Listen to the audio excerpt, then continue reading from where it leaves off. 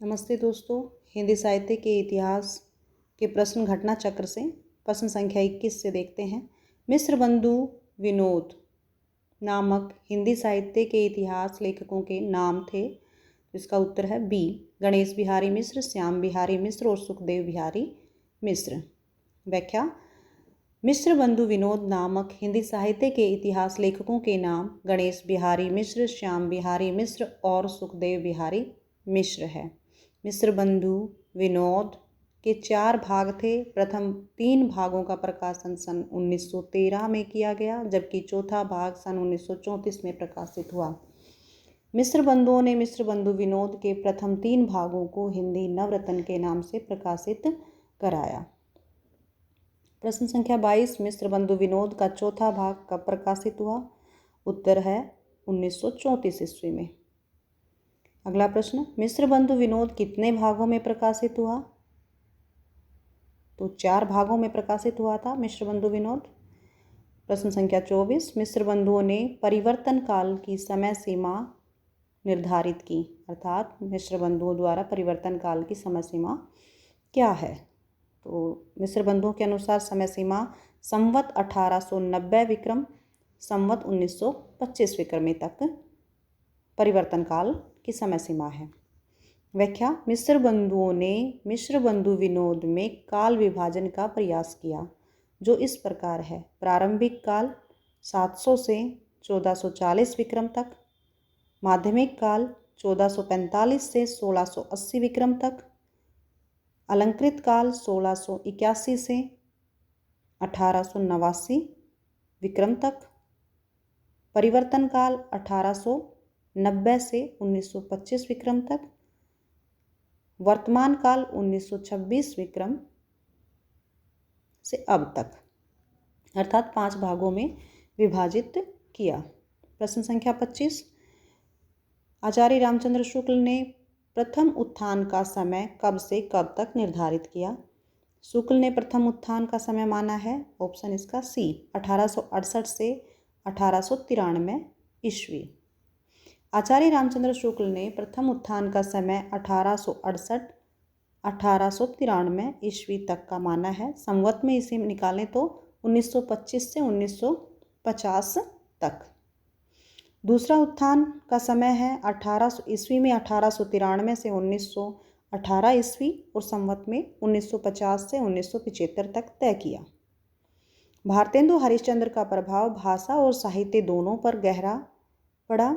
उन्होंने जिस प्रकार हिंदी गद्य को परिमार्जित करके उसे बहुत ही सरल, मधुर और स्वच्छ रूप दिया, उसी प्रकार हिंदी साहित्य को भी नए मार्ग पर लाकर खड़ा कर दिया। उनके भाषा संस्कार की महत्ता को सब लोगों ने मुक्त कंठ से स्वीकार किया और वे वर्तमान हिंदी गद्य के प्रवर्तक माने गए।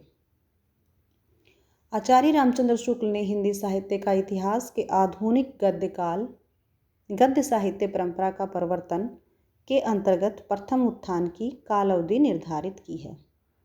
अर्थात आचार्य शुक्ल के अनुसार हिंदी साहित्य का जो इतिहास है, उसका आधुनिक गद्य साहित्य परंपरा का जो प्रवर्तन है, उसके अंतर्गत प्रथम उत्थान की काल अवधि क्या निर्धारित की गई है? तो इसका उत्तर बी ऑप्शन है, संवत 1925 से 1950 विक्रमी तक। प्रश्न संख्या 27, आचार्य रामचंद्र शुक्ल ने द्वितीय उत्थान का समय कब से कब तक तय किया?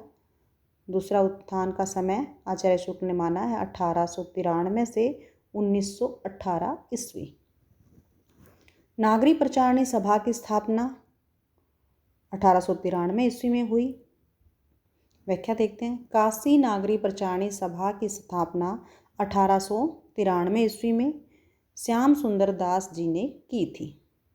नागरी प्रचारणी सभा हिंदी भाषा और साहित्य तथा देवनागरी लिपि की उन्नति एवं प्रचार प्रसार करने वाली भारत की अग्रणी संस्था है। हिंदी साहित्य के नियमन, नियंत्रण और संचालन में इस सभा का महत्वपूर्ण स्थान है।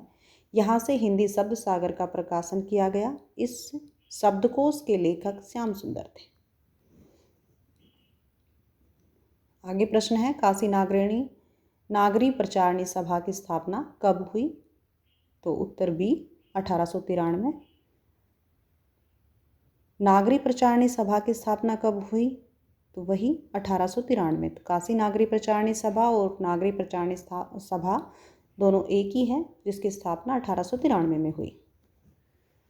प्रश्न संख्या 31 है, हिंदी शब्द सागर का प्रकाशन किस संस्था ने किया था?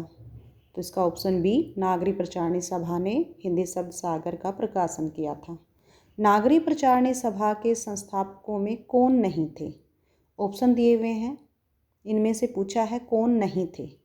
बाबू श्याम सुंदर दास, पंडित रामनारायण मिश्र, रामचंद्र वर्मा, ठाकुर शिव कुमार सिंह। तो इसका ऑप्शन सी है, रामचंद्र वर्मा नहीं थे। तो कौन कौन थे? तो बाबू श्याम सुंदर दास थे, पंडित रामनारायण मिश्र थे, ठाकुर शिव कुमार सिंह थे। व्याख्या देखते हैं।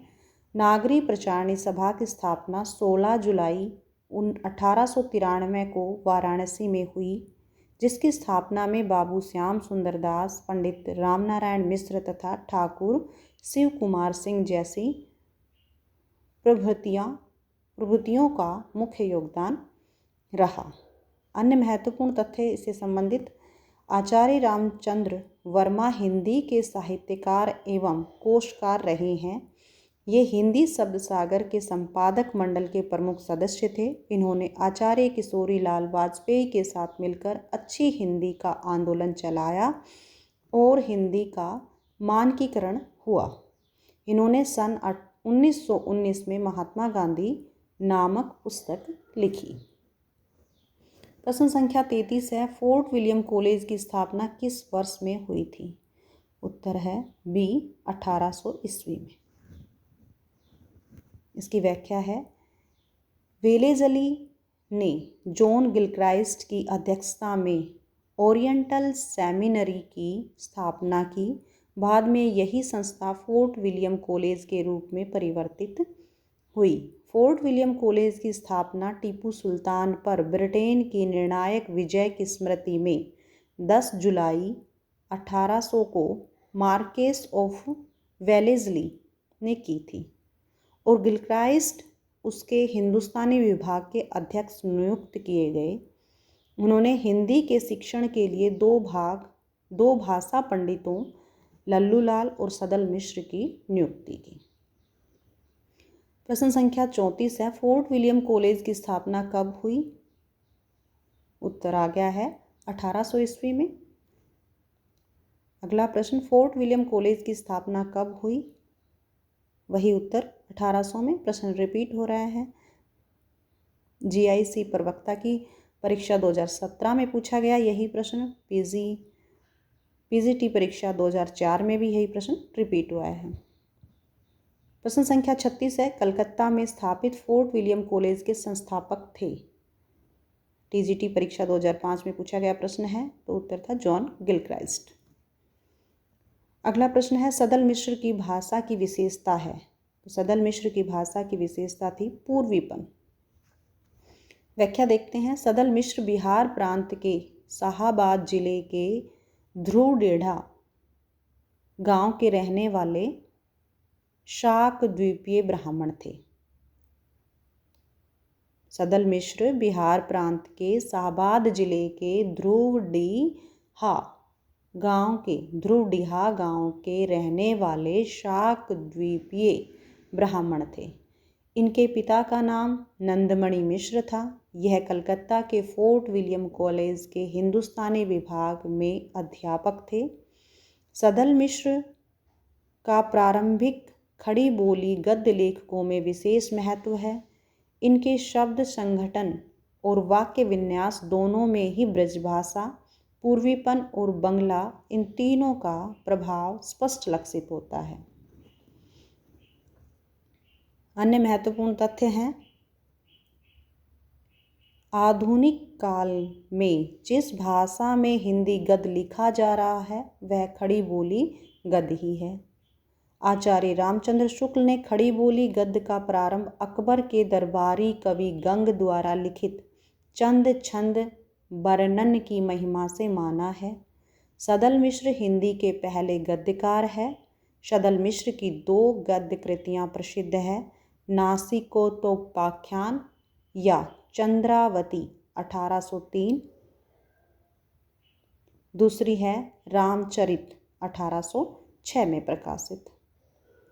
अगला मुख्य पॉइंट है, रामचंद्र शुक्ल के अनुसार सदल मिश्र ने व्यवहार उपयोगी भाषा लिखने का प्रयत्न किया है। श्याम सुंदर दास ने तत्कालीन गद्य लेखकों में ईशा अल्लाह खां के बाद दूसरा स्थान सदल मिश्र का ही स्वीकार किया है। लल्लू लाल की रचना प्रेम सागर में ब्रज भाषा का प्रभाव दृष्टिगोचर होता है तथा शैली आख्यात्मक है। अगला पॉइंट है, मुंशी सदासुख लाल की रचना सुख सागर एक धार्मिक ग्रंथ है। इसकी भाषा पर पंडिताऊपन एवं फारसी का प्रभाव है। इंसा अल्लाह खां की रचना रानी केतकी की कहानी है, जिसे उदयभान चरित भी कहा जाता है। इसकी भाषा पर उर्दू, अरबी एवं फारसी का प्रभाव है। अगला पॉइंट है, फोर्ट विलियम कॉलेज में जॉन गिलक्राइस्ट हिंदी उर्दू के अध्यापक थे। इन्होंने आगरा के लल्लू लाल और आरा के सदल मिश्र को भाषा मुंशी के रूप में नियुक्त किया। सदल मिश्र की अन्य कृतियां हैं फुलनह के बिछाने, सोनम के थंब, चहुदिशी, बरते थे, बाजने लगा, कांदती है आदि। सदल मिश्र की कृतियाँ एक बार फिर से देखते हैं। फुलनह के बिछोने, सोनम के थंब, चहुदिशी, बरते थे, बाजने लगा, कांदती है आदि। प्रश्न संख्या 38, लल्लू जी लाल का सर्वाधिक प्रसिद्ध ग्रंथ है। तो सर्वाधिक प्रसिद्ध ग्रंथ है प्रेम सागर। दिल्ली केंद्रीय विद्यालय पीजीटी की परीक्षा 2015 में पूछा है ये प्रश्न। प्रेम सागर किसकी रचना है? प्रश्न बी, लल्लू लाल की। और आखिरी प्रश्न करते हैं, रानी केतकी की कहानी के लेखक हैं। तो ये प्रश्न टीजीटी परीक्षा 2011, पीजीटी परीक्षा 2004, आश्रम पद्धति प्रवक्ता परीक्षा 2012 में पूछा हुआ है। इसका उत्तर है ईशा अल्लाह खां। रानी केतकी की कहानी के लेखक ईशा अल्लाह खां है। धन्यवाद।